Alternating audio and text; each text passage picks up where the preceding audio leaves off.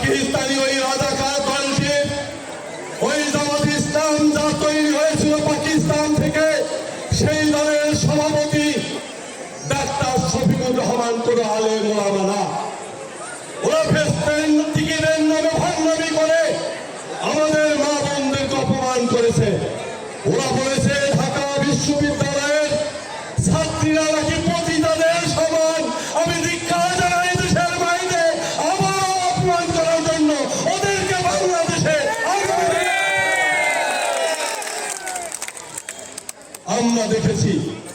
এই অঞ্চলে যে দাড়ি বাংলা নিয়ে এসে ওর পাগলামি এবং অসংলগ্ন কথাবার্তা, তিনি বিড়ির সুক্তারের মধ্য দিয়েও আমাদেরকে বেহেশত দিতে চায়।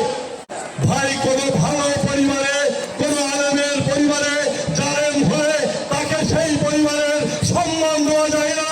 কারণ সেই হুজুর জীবনে যতগুলো বই লিখেছে সবগুলো মওদুদি আকীদার বিরুদ্ধে, আর তুমি নেমেছ সেই মওদুদির আকীদা নিয়ে। তোমাকে আমরা প্রত্যাখ্যান করি। আমাদের মা যখন মৃত্যুর সঙ্গে পাঞ্জা লড়েছিল, তখন আমরা সারা বাংলাদেশে মিলাদ মাহফিলের মধ্য দিয়ে দুহাত তুলে মহান আল্লাহ রাব্বুল আলামিনের কাছে মুনাজাত করেছিলাম, হে মহান আল্লাহ রাব্বুল আলামিন, তুমি আমাদের মাকে সুস্থ করে দাও। কিন্তু ওরা আজকে ফতোয়া দিচ্ছে দোয়া করা, হাত তুলে মুনাজাত করা নাকি হারাম, এটা নাকি ইসলাম সমর্থন করে না।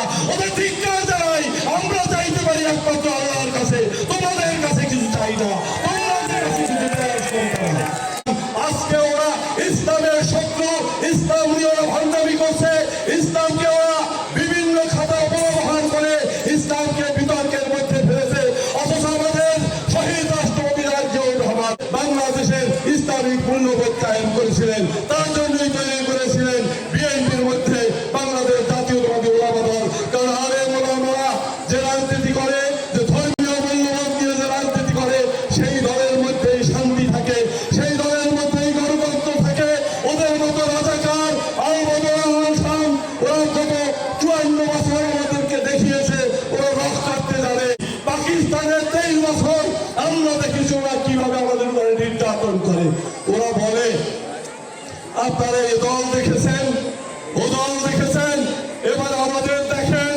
আরে ভাই, এই নতুন প্রজন্ম না দেখলেও আমরা তোমাদের পাকিস্তানের 23 বছর দেখেছি। আমাদের